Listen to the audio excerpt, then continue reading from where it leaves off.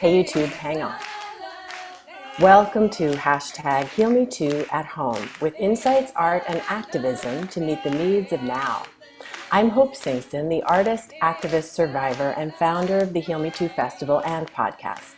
If you're listening on Apple or any podcast, you might want to check out the YouTube channel for the HealMeToo podcast and festival, where you can watch the video of this interview and every recent episode. In the HealMeToo at Home series, I'm talking to advocates and healing practitioners about all the different traumas that survivors in our communities are experiencing right now, with a special focus on stories you may not be hearing about and ideas, tools, and actions that may help. Subscribe to the HealMeToo podcast today on YouTube and Apple or anywhere you get podcasts. And follow us at HealMeToo Fest on social media to hear about every new episode and every live event we start offering on Zoom. A quick note about today: we won't focus on graphic details, but I do encourage you to take a break or skip ahead anytime you need. And you can find a list of support resources at HealMeTooPodcast.com. At live HealMeToo events, we always start with some community agreements, and I've decided to offer one of them at the top of each episode for the rest of Season 3. It's called Ouch, Oops, O, or the 3 O's. I offer this tool in acknowledgement that I'm a white, cis, middle-class, queer interviewer. I passionately care about and work for social justice as an activist and on this platform, but I do make mistakes. If I say or do anything that causes discomfort or hurt, I really hope that podcast listeners and my guests will feel invited to say ouch, so I can say oops, and then listen in the spirit of oh, so I learn to do better. If we're lucky, we won't have any major Zoom glitches, but if we do, please be patient. I am back home in New York City this week, so maybe we're in luck. Now I'm really happy to welcome Jorge Arteaga, the Director of Operations and anti-harassment trainer himself for Hollaback, an incredible organization you are going to love. Hollaback offers free bystander intervention trainings in ways each of us, whatever our identities, to start showing up as allies for others in trouble, whether that's due to police brutality, or racist harassment, workplace abuse, street sexual harassment, online trolling, or COVID-related harassment of Asian Americans and immigrants. They even have a training to strengthen our resilience to get through 2020. Jorge Arteaga is bringing his expertise in operations and in serving marginalized communities to create processes and systems at Hollaback that consider every aspect of a person's experience. Jorge has worked in racial justice, LGBTQ+, and arts education initiatives along the East Coast, contributing to the social justice movement by ensuring all the phenomenal people leading the movement have the tools and resources required to enact real-world changes. So I am delighted to welcome Jorge. Thank you so much. Really nice to have you. You know, I didn't check in with you about pronouns before introducing you, and I also want to double check that I said your name correctly. Did I do okay? Yes, Hope. Yes, you did. And my pronouns are he, him, his, but I'm comfortable with they and them as well. Terrific. Yeah, I often like to defer or whatever, default to they, them when I don't know, and I suddenly was like, one of those moments. So Mhm. I'm glad to hear I didn't mess up. So I'm so excited to talk about Hollaback. You all are just an amazing organization that I only discovered since the shutdown. I can't believe I hadn't learned of what you do before. So I would like to just hand you the mic to tell listeners maybe about an overview of all these amazing trainings, and we can dig in more from there.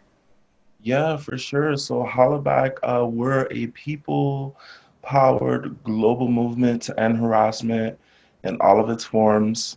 And we do that in a number of ways. So trainings, like you mentioned, are one of the ways. We have our resilience training, bystander intervention, which is our baby, really. We have conflict de-escalation trainings, and we're actually working on a few new ones that I think will be exciting for folks, and they can go ahead and check that out on our page. But I would say in about another week or so they'd be available. Um, and then outside of just training, we've also collected 15,000 stories of harassment since we started back in 2005. And essentially, to me, that's one of the most powerful parts of our work, because allowing a space for folks to share their stories not only empowers them, but it also empowers others Mm-hmm. by letting them know that they're not alone, right? That Yeah. they're not the only ones who've experienced harm to a certain extent. So uh, that's another way. And then we have our global site leader program where we train, young leaders in 15 cities globally to bring the movement to end harassment to their communities. So Wow. currently, yeah, currently we're in places like Cuenca in Ecuador, we're in Bogota, Colombia, we're in Prague, just to name a few. And we do have some local sites, so Detroit, Baltimore, Seattle. And then lastly, we have our online harassment platform, which is called HeartMob. And you can come to HeartMob whenever you've experienced harassment online and get resources on how to manage that process of either removing harmful content or reporting it, as well as sharing your story and getting a group of vetted supporters to come and say, hey, I got your back, and flood you with lots of positive affirmations. Wow. And if I understand, that includes if you're getting trolled, people with heart Yes. mob, as you say, vetted supporters. I love that there's a Mm-hmm. vetted team, community of Mm-hmm. supporters will show up Mm-hmm. on your social media page and just start showering love on you, like instead of the hate. Is that part of how it Exactly, works? exactly. Yeah, so what will happen is, let's say you have a post where someone has written some, awful things to you. You can go and kind of share this post and get folks to say, I support you, and kind of flood out your timeline with some positivity instead of Nice. negative. And just drown it out in a way too. Yeah, Try to diminish yeah. their voice. It Which is makes actually me a form of distract, which we'll be talking about, our 5 Ds, but mhm, that's a form of distracting. a bystander intervention technique. Yeah, yeah. Yeah, it makes me think of, I don't know which product it is, which is great because I don't really want to do an endorsement, but do you remember the ads for some bathroom cleanser? There were like cleansing bubbles. I just think like all the heart mob people come on the scene and they're like the cleansing bubbles, just clean up that situation. Sorry, I guess this is an antiquated reference. Are you, oh good, I think you froze for a second there and I was like, he doesn't think that's funny at all. Yeah, no, yeah, I saw a froze at this. I saw you freeze at the same time. So I'm like, oh no, what's going on? Oh well, Zoom glitch number one. So, all right, I swear I didn't even know everything that you're doing, and my admiration, it's just huge. So, maybe we should maybe get specific. I first was introduced to you during the incredible training that you lead with Hollaback. And I actually don't have the full title. It's kind of a long one, but it's about being a bystander, intervening. You should probably just take it. You take it from here. Please tell us So, about that training module. And yes, yes. So bystander intervention to stop police-sponsored violence and anti-Black racist harassment. And that is actually a training, one of the first trainings that I developed for the organization. And it was, aside from timely, it had been a conversation that we were having organizationally for a while. In the beginning, we were kind of a little, well, how do you ask folks to intervene when right, there's law enforcement involved, right? How do you do that in a responsible way? And how do you do that in a way where folks feel empowered, but not so emboldened that they may put themselves in harm or be arrested or, etc. um, Yeah. yeah. So I think it was finding a balance of like making sure folks knew their rights, right? Like how do you show up into spaces where you're seeing anti-Black harassment? Um, Also, how do you show up into spaces where you're seeing police brutality against the Black community? And I think also drawing the correlation between, what does weaponizing 911 against the Black community become? And Mm. unfortunately, time and time again, we see that becomes the Mm. death of more Black folks at the hands of, law enforcement. So it was really, really important for us to make sure that we weren't just providing this training as a response to the moment, but that it was very thoughtful and that folks could walk away feeling empowered to actually take action when they saw police brutality happening. Yeah. Yeah, it was very Hmm. powerful to attend. I'm really grateful, and as you say, it was incredibly timely. Hmm. I love to hear and understand that.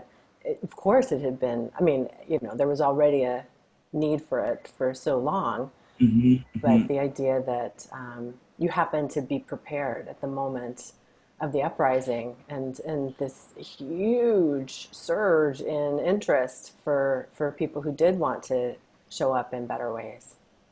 Yeah, and I don't know, Hope, if you said you tended to, Mm. I shared my story. Part of our training methodology is that at the beginning, in order to connect as a trainer with our audience, we like to share, a personal connection that we have to the work so that it doesn't feel like you just have someone speaking at you or just trying to, teach at you. We're actually trying to build a connection. We want you to know that what we're telling you we've lived, and Hmm. for me it was, growing up as a teenager, I experienced domestic violence in my home.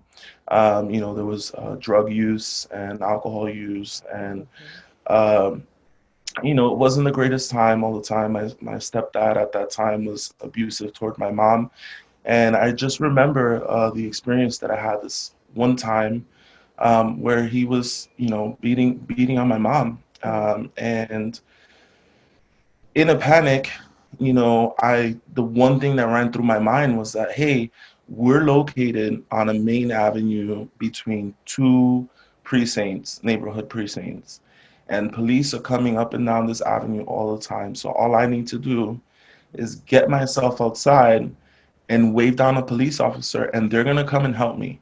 They're gonna be here for me, and this is gonna stop. And I remember running out to the street, and kind of, exactly how you might imagine it, the whole waving of the arms. And finally, I get an officer, officer car starts to slow down, and I'm like, sir, walking up to the vehicle. It was a male and a female officer. Um, and I walk up, sir, I need your help. My mom's being attacked. And instead of, I thought, we're gonna help you, or giving me some sense of I'm here to protect you, or don't worry, you're gonna be okay. Instead, I was made to feel like I was the attacker, like I was the perpetrator, like I was the one committing the harm. And I remember feeling so desperate because I was saying exactly what was happening. A little bit hysterical, of course, right?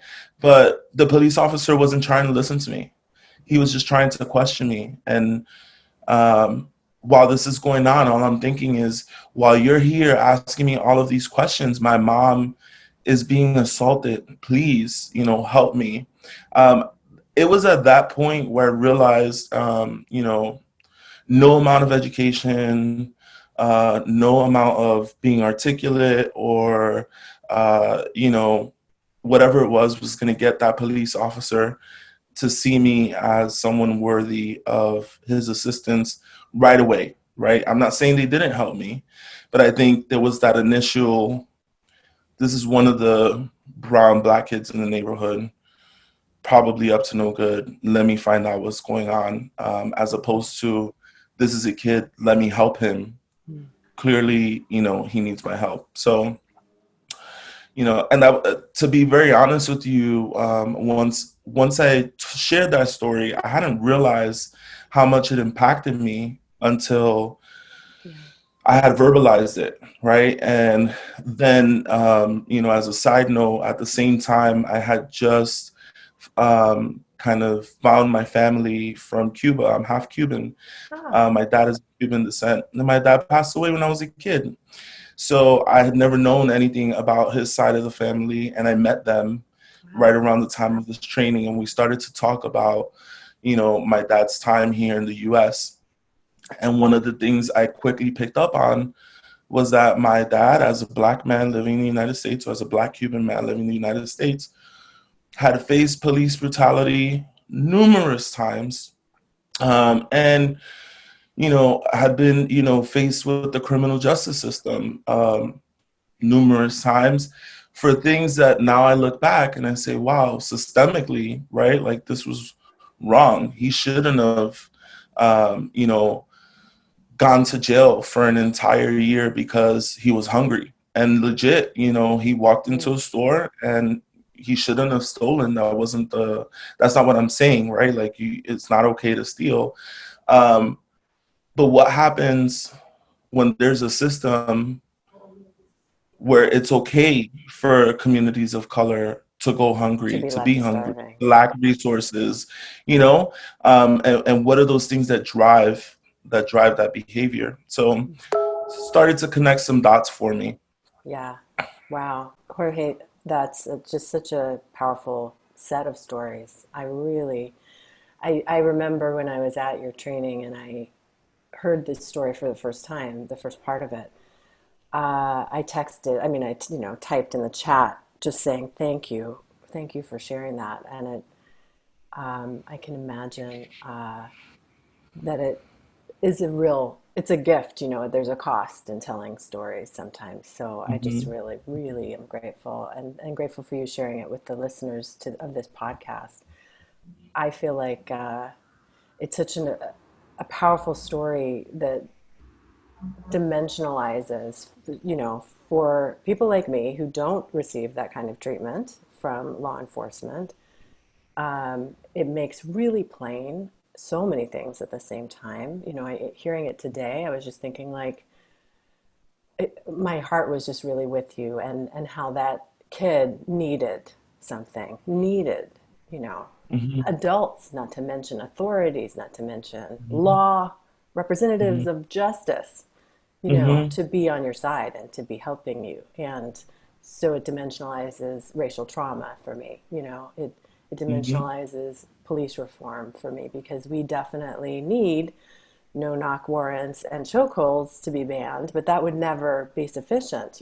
That's like first emergency steps. But when I hear about some of the reforms that are happening first in states at the state level, I forget where, Oregon?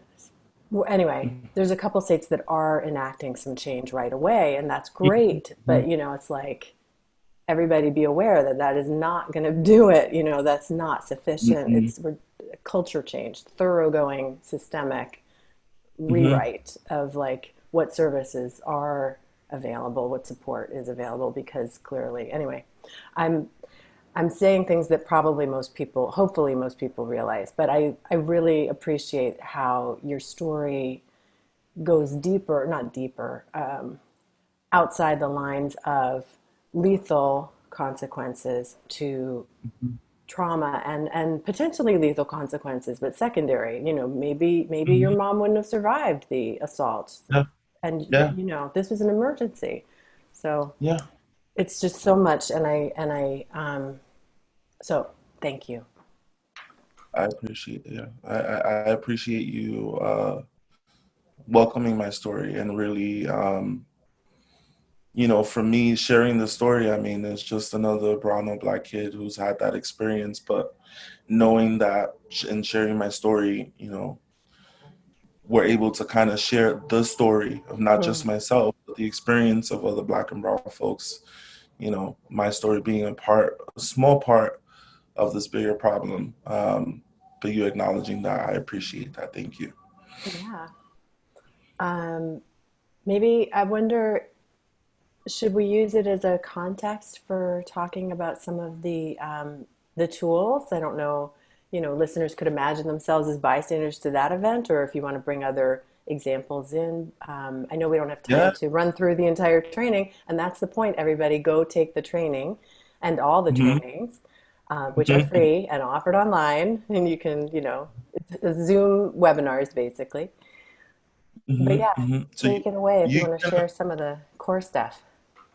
Yeah, yeah. So, in that training, particularly, we talk about, this not being or when I say this, right, any instance of police violence that ends in, either someone being severely hurt or arrested or, you know, killed, that these are not the first, like George Floyd, Ahmaud Arbery, Breonna Taylor, recently it was Jacob Blake yesterday.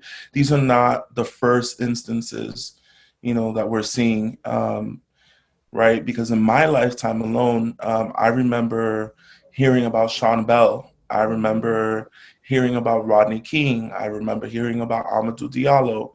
And then, I talked to my mom and she's like, well, that wasn't the first time, Hmm. and she rattled off some names. So one of the things we try to get across, is that this affects the Black community, the brown community in whole, right? Regardless of where you come from, what your background is. Just that's another thing. Some of us, well, I'm from X country or X place, so that doesn't really fit for me. And it's like, actually, sadly, it's based solely on the color of your skin. A quick story to kind of prove that is that, my grandmother is 100% Puerto Rican descent. She's born and raised on the Puerto Rican island. When she came to the US in the 1950s, my mom was born in 1953. My mom's birth certificate says mother, country of origin, Puerto Rico, race, Negro, and I use that to say, it doesn't matter, right? This is what we're all kind of blanketed under this, this general kind of, these are who you are, right? And I think beyond that, what's important to is to understand that when you're intervening as a bystander, we've always talked about bias and how that can show up in how you perceive a situation, how you choose to get involved, right? And some of the more common ones when it comes to Black and brown folks is like, well, they must have not been following the law, or, well, they must have done something wrong, or, there's kind of like this perception of, or they're getting ready to escalate into violence, so that's why that is needed. And all of those are, I mean, we all hold bias, right? 100% bias, but all of those are actually harmful because they stop us from intervening when we really need to be showing up for people, right? We're not here to be the trial, judge, and jury, but I think human decency, just taking care of each other, right? That essential human want to be there and take care of someone else shouldn't get in the way, right? Or that bias shouldn't get in the way of that. So we started to look at how does that affect when you show up into bystander intervention. And then we said, well, if we're going to look at bias, I think something that's come up, that's real big, particularly around the weaponization of 911 towards Black folks, is then we have to have a conversation around privilege and how does that show up into the space, right? And when I say into the space, how does that show up in you when you're a bystander witnessing harm being done to others, right? And Hmm. then how do you use that? Some folks are unaware, right? Because these are a set of unearned privileges based on our identity. And we may not be aware that we hold these, but I think it's important to acknowledge that because that can make a world of a difference for someone's experience. So, for example, when I shared my story afterward, you said as someone who hasn't experienced it, right, or doesn't get treated that way by the police, I would imagine that if someone like you were there and you were equipped with the 5 Ds and you saw something and you knew, hey, maybe my privilege as a white woman can help this kid, that you feel inclined to step in and do something which then would have probably reduced the trauma associated to that situation and not made me feel like I have to cringe every time I'm around law enforcement. You see, so there's a clear connection there. So we talk about those in your identity as a bystander, right? Because another piece of feedback folks were sharing with us was, well, is this for Black folks or is this for white folks or non-white, non-Black folks? I'm like, well, essentially it's for everyone, right? These tools, bystander intervention is for everyone. And again, it's about human care. What I will acknowledge though, is that we put a framework, the 5Ds was a framework around actions that the Black community has already been taking to take care of each other, right? They've been filming these things. They've been showing up for each other before, you know, non-Black folk allies were showing up, right? So I wanted to really acknowledge that this is for everyone. But this might be familiar for some of our folks. And we're not trying to tell you that this is the solve and, you know, this is going to be the be all end all, but that it is 5 very simple tools you have in your back pocket and you can use when you see someone experiencing harm. So those 5 tools are distract, which is create a distraction to de-escalate a situation. Delegate. So in delegate, you want to find someone else to help you. Usually when we talk about delegate, folks say, well, then who do I delegate to? And most of the time, people are like, "Well, call the police." And actually, we think you shouldn't call the police, right? That shouldn't be your first inclination. Your first inclination should be one, you know, assess your safety, of course, your level of comfortability with getting involved based on who you are as a human being and what your surroundings and what the situation is at the time. But ultimately, you want to check in with the person who's experienced the harm or is experiencing the harm because you want to take care of them and you want to know what they want to do, how they want to move forward, what's happening or has happened to them. Because by calling the police, sometimes you might make the situation worse for the person, right? We don't know what their identities are, what their level of comfortability with the police might be, law enforcement. You know, as a gay identifying male, I remember working at the LGBT Community Center here in New York City back in 2015, right around when the Pulse shootings happened, or was it 2016 when the Pulse shootings happened? Yeah. And I, you know, they placed the New York City terrorist task force had police placed outside of the building, you know, with like AR-15s, like assault rifles. And I remember the discussion amongst some of the elder LGBT folks kind of being, you know, who would have thought that we'd have the police actually sitting outside of the Showing center up for us. protecting us. Right. Yeah, like Instead protecting us of when, turning us you out know, into the paddy wagons from the Stonewall. exactly. So I think understanding that piece is super important, right? Like, yeah, we want to be there for that person. Now, I'm not saying don't call the police ever. What I'm saying is don't let that be your first inclination. Check in with the person.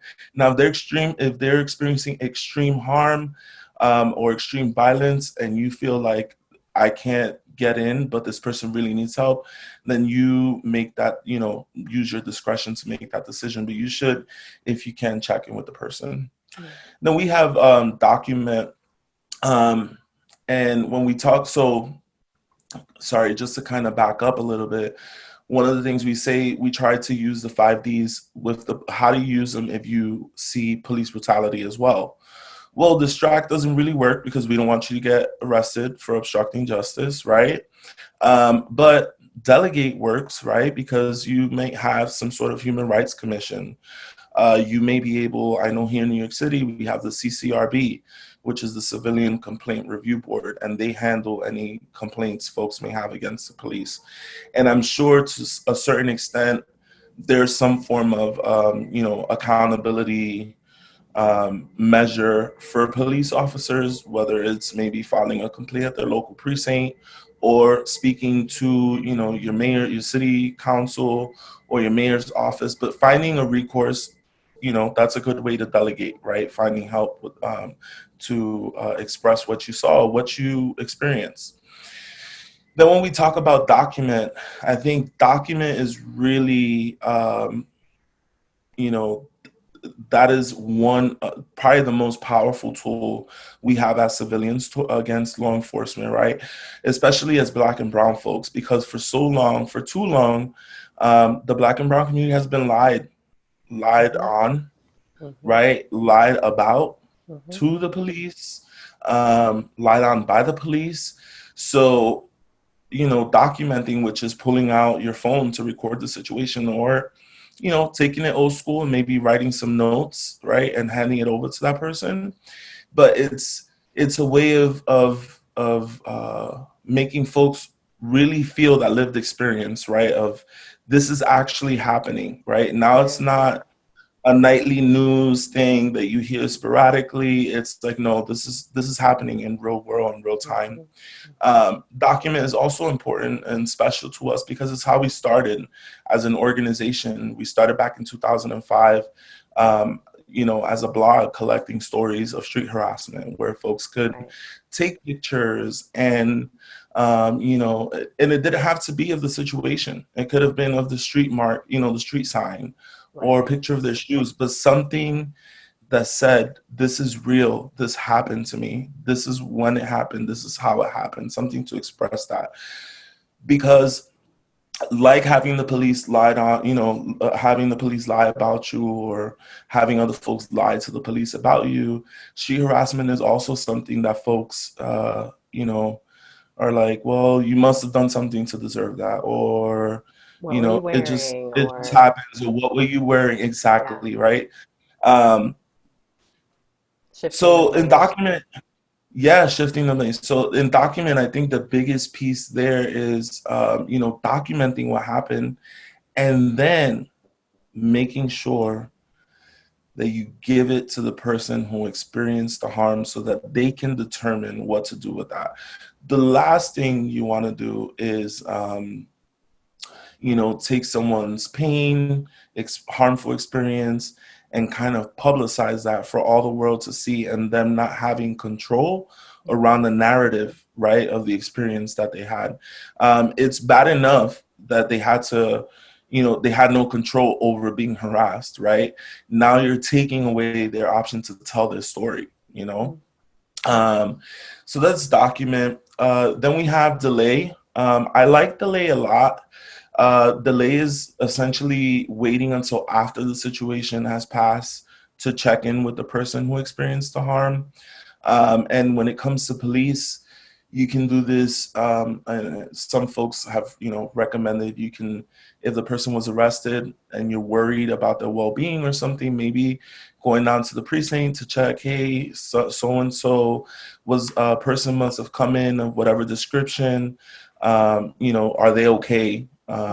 Maybe if you have a chance to speak to the person and see if there's anyone that you can reach out to for them while they're being arrested, or is there someone I can call for you?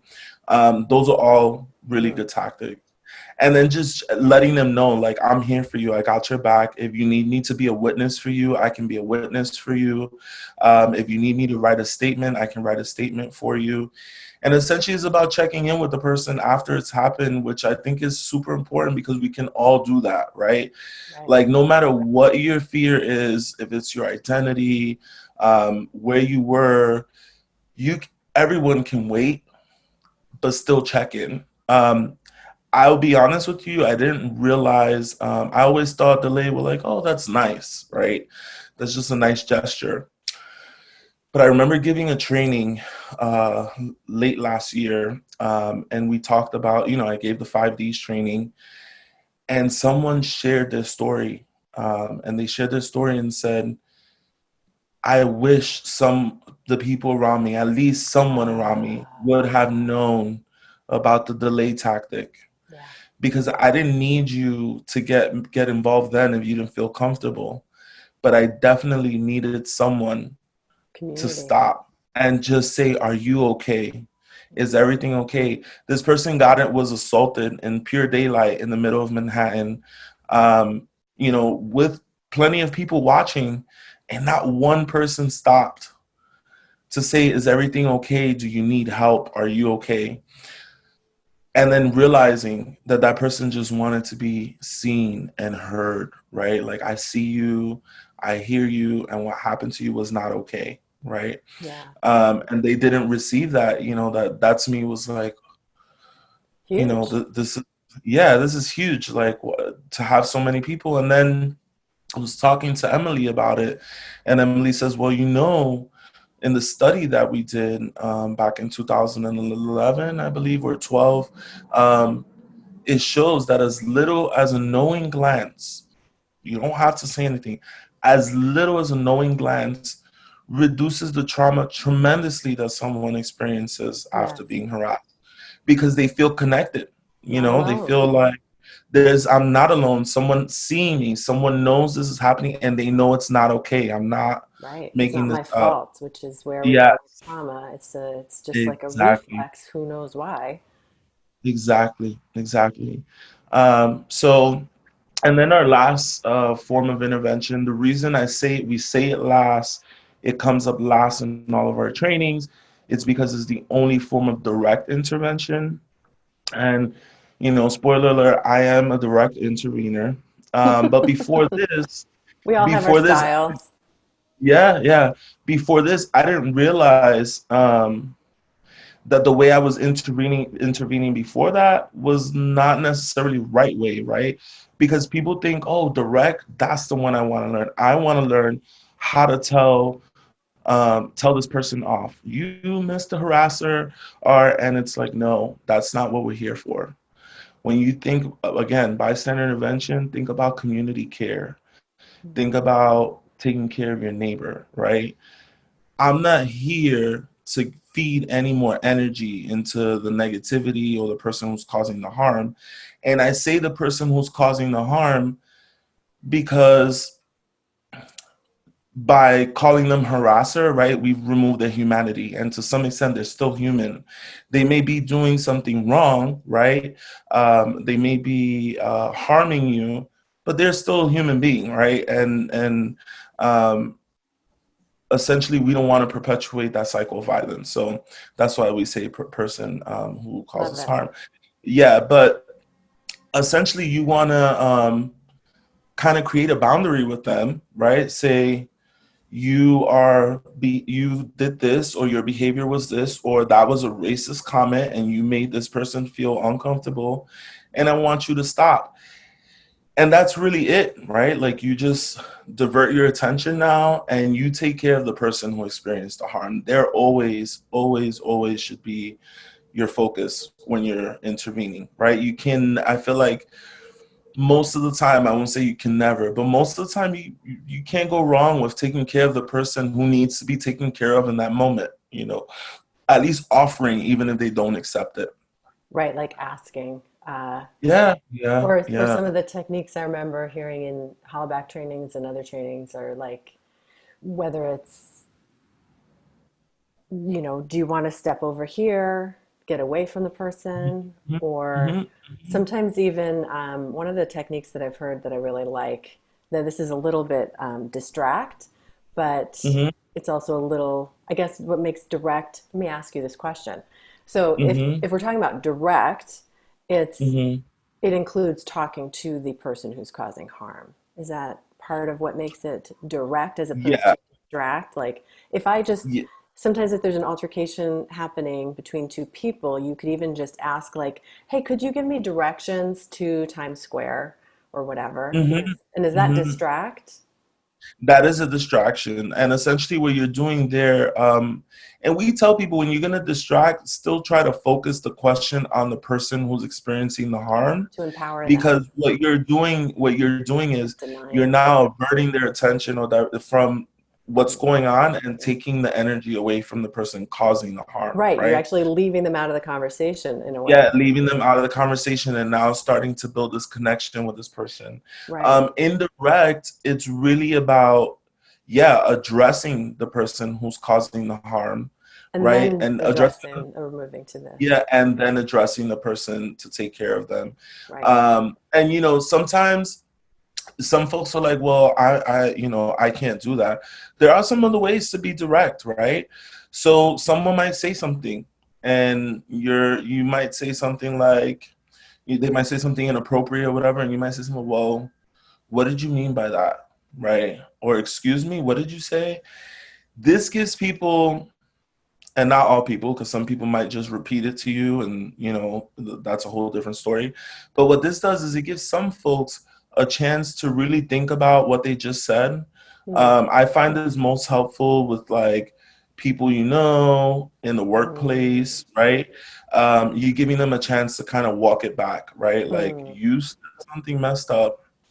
Now I'm gonna just make sure, what did you say, or could you repeat that?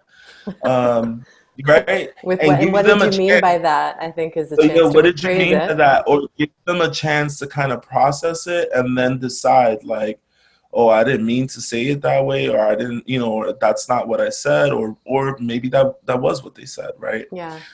And with the police, what we see, again, direct intervention is risky, right? You don't never want to get in between them and whoever it is, that's being That they arrested at the think that time. they need to, yeah. Yeah, it's obstruction of justice, but a form of direct intervention that we've seen, and we hear it also on a lot of these videos, Videos. is standing at a distance, and you hear folks saying, "Officer, the person didn't do anything, right? That person was not doing anything. Why are you abusing them, right?" So Yeah. you're making the action known, and something you're trying to also do is kind of create a bit of an audience, right? Yeah. Like, make other people aware of what's going on, because now you're starting to create witnesses in essence, right? Right. But you don't want to get in the middle of the interaction, because you don't want to be charged with obstructing justice. Right. This is so Mhm. terrific, Jorge. Thank you. No Um, problem. I had one other question. When you were giving the example of direct and you said you made this person uncomfortable, I thought for me as a white person, I would be nervous that I was speaking for someone whose experience I can't, Identify with. parallel, right? Yeah, I can't have that experience really. Mhm. So I assume I could just change it to be like, you made me uncomfortable. You may have made this person uncomfortable. Some other little tweak on that Mhm. would do the Mhm. same Mhm. difference. Yeah, Or you yeah. made Or you can, everybody uncomfortable, yeah, yeah. Or you which can is say social something like, pressure. yeah, you can say something like, what you said was inappropriate, just full stop. Or Boy. you don't even have to say, you made me feel uncomfortable. What you said was inappropriate, right? Or what you said was racist or sexist. Mm-hmm. Naming the behavior is also a big thing, because that also wakes people up to, like, what you're saying is not, or what you're doing is not good, Mm-hmm. Mm-hmm. um, I actually did hope, really quick on document, because if I didn't do this, Yeah. my team would wag the finger at me. But really quick, on document, there are a few tips we like to share with people. So when you're deciding, let's say you decide, direct is a little too high stakes, but I do have my phone, I'm going to pull it out and record. We do recommend that you try to record in pan mode, so with your phone horizontally, right, like this. Mm-hmm. Mm-hmm. You want to keep a steady hand, and try to get as much of what's going on as possible. So that's why standing 6 feet back, or even across the street to witness it, is great, because then you get kind of like a full view of what's going on. Right. You also want to make sure to record any like major mile markers. So if there's some street signs, a building address, anything that is identifiable, that you can say, it happened here. You also want to state it out loud when you start recording, the date, the time, right? So that they know. And then the most important thing, I would say, one is, you don't have to open your phone for a police officer if they tell you, open your phone, I want to see the recording. We recommend that you don't make your passcode on your phone, make it something long, like an actual pin. I know a lot of people are doing fingerprints or patterns, but that actually makes it easy for the police to tell you, open the phone, right? Or take your finger, open your phone, and then erase your footage, right? And then lastly, you want to make sure that your footage, you save it and that you don't change the name of the file on your phone or alter the file in any way, because then it may not be admissible in court, right? Then the person can't use it because they'll say you doctored the footage or you did something to it. So those are really important call outs. Thank you. mhm, mhm, Before we wrap up, I wanted to just also tease listeners, mhm, as you mentioned at the beginning, there's some really exciting trainings that are about to be launched. mhm, And Hollaback has been getting more and more engaged in intervening in our political culture. So that's a little teaser, mhm, um, in powerful ways. I mean, I think everybody's been able to witness that here in the training that you've actually offered. You know, a really reduced version of the training, but mhm, so I still hope people will go. I feel like I want to attend it again because one of the things that I experienced, I want to attend all of them again. It's like this isn't easy, you know, the bystander intervention mhm. stuff. Actually, I'd love to close with the tool that I love so much, the box breathing. One of the Yeah. reasons it's not easy is just as a human being. You mentioned keeping your hands steady, and I thought, right, because your adrenaline can Mhm, be just mhm, crazy. mhm, It's scary. It's scary to witness harm. It's mhm, scary to consider putting yourself in any way in. Like, I think the reason those people didn't say anything or do anything is just this social stigma around harm or violence or whatever the specific type of abuse was, and the all the various issues that separate people, whether you know the stereotypes, etc.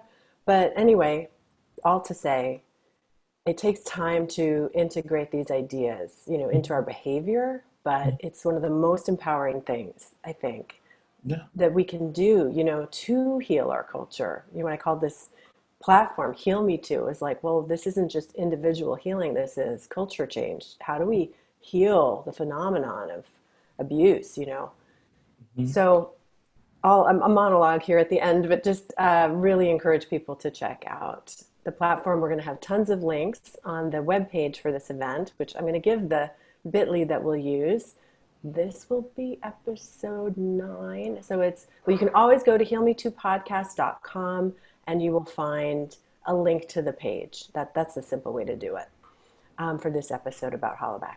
So, um, would you lead us in what the box breathing is, and then we should close? I know we're going a teeny bit over. Yeah, yeah. So box breathing essentially is an exercise that is used. Actually, believe it or not, military folks use this as well to help them get grounded and centered in the moment. So what we'll do is we'll start off. We're gonna go for 4 rounds, and we'll start off with a inhale, a hold, exhale, hold, and we'll do that for a count of 4. All right, and so if you want to follow me, you want to, relax your shoulders. If you're sitting down, maybe feel your back in your seat, your feet planted on the floor. If you want to take, if you're standing, just maybe widen your stance a little bit and roll your shoulders back. Maybe lower your eyes, or if you want to close them, feel free to do that. And you want to go for that first breath. So inhale, 1, 2, 3, 4. Exhale, 1, 2, 3, 4. Hold, 1, 2, 3, 4. So I actually got it started off wrong. So I'm gonna, sorry, go for another round. We're gonna exhale, 1, 2, 3. Hold, 1, 2, 3. Exhale, 1, 2, 3. Hold, 1, 2, 3. Inhale, 1, 2, 3. Hold, 1, 2, 3. Exhale. 1, 2, 3. Hold. 1, 2, 3. Inhale. 1, 2, 3. Hold. 1, 2, 3. Exhale. 1, 2, 3. Hold. 1, 2, 3. And as you join us, just open your eyes slowly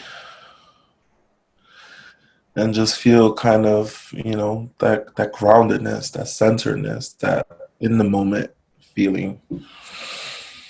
Nice. I think this tool is really great anytime you're in stress. Yeah, And the key, the magic sauce, I think, is the holds, yeah, yeah. because it's like slowing down my heart rate. It slows me down from like a quick breathing rate, Mm-hmm, like which mm-hmm, panic, or mm-hmm, adrenaline can make me have. Um, Yay. I actually would love to extract that as an extra that people can just tap into anytime they want this little exercise reminder, or just so people could learn that even if they didn't listen to the whole episode. yeah, yeah, for sure. Yeah. Thank you so much, Jorge. It's Thank been you, Hope. such a pleasure. Same here, Hope. We appreciate you, and I hope you keep bringing healing to all your viewers and Thank you. listeners. Yeah, let's do it. That's it for today.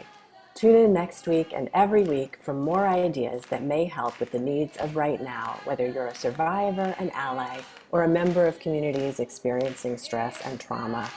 In the meantime, catch up on the episodes and extras from our first and second seasons. Subscribe to our HealMeToo podcast and festival YouTube channel, as well as on Apple Podcasts. If you take just a second to share a rating and review on iTunes, you will help more survivors and allies to find us. You can join our mailing list at HealMeTooPodcast.com to hear about our future festival pop-up events on Zoom, and follow us on social media. We are at HealMeTooFest. I hope you'll say hi in the comments. Thank you.